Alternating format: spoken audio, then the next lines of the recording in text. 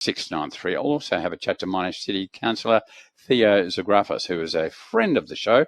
That's all coming up next here on the Weekend Break. Weekend Break broadcasting live from Icon Park. The Collingwood-Carlton match will be on at around about 3 o'clock. We'll be calling that, and then we'll resume Weekend Break after the game's over, around about 5 o'clock. Looking forward to that. Your calls anytime, 9 minutes to 133 693. I'll do the poll if you like, because I have got a double pass to the two of us, which is an intimate acoustic portrait of the songs of Lennon and McCartney that did change the world. It did, because I was there. That's thanks to the round. But in the meantime, let's talk to a friend of the program, Theo Zagrafos, Monash Councillor. Good afternoon to you, Theo. What's happening in your life? Good morning. You're going to have to forgive me. I just woke up. I didn't get any sleep the night before grub. I've been out manning booths yesterday in the seat of Chisholm. Election day for me is like Christmas morning. It's all part of the democratic process. I love campaigning, but it's good to get a sleep in today, grub.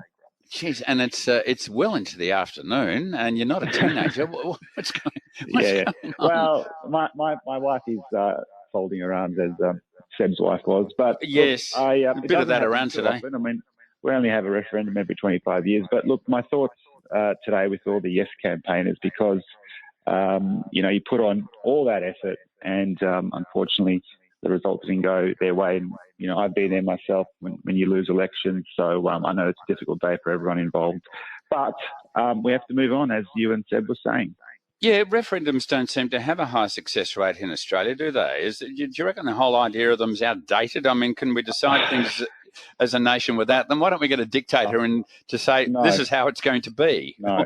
We love democracy, don't we? No. Look, you have to respect the result every time there's a democratic election. But the last one that passed, I believe, was before I was born. Right now, I'm turning 35 in a few months.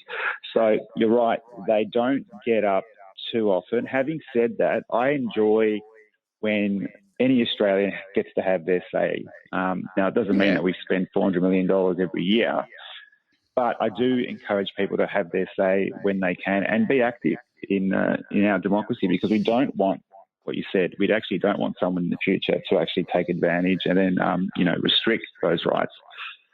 No, we certainly don't. Hey, Theo, one thing that struck me about this. One thing is, I don't know whether it's social media's fault or fancy T-shirts' fault or what it is, but my father told me a couple of things. He said, never tell people who you vote for and never tell them how much money you make, because if you tell them how much money you make, that's going to you're either going to be envied or ridiculed. And if you tell them who you're voting for, you will get into an argument. Whatever happened to the secret ballot? Because it's like everybody people would come up to me outside the town hall a few weeks ago and I voted.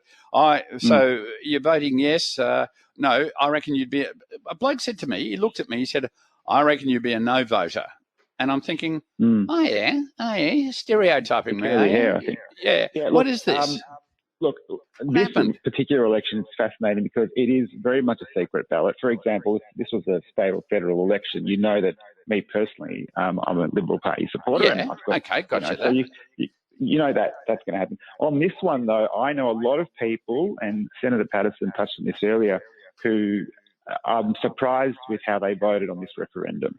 And that is because, as you say, people may not ever say how they voted, one way or the other. I don't. Well, yeah, absolutely. That's your right.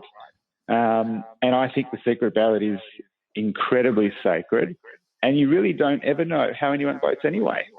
So, and that's great. That's how it should be. And I agree with you, but it seems that this time everybody's no. Well, who are you voting? And people would ring up. Oh yeah, I voted, and I voted no. Or what? Yeah. Really? Why are you telling me this? I don't need to know that. It's secret. Yeah, I think.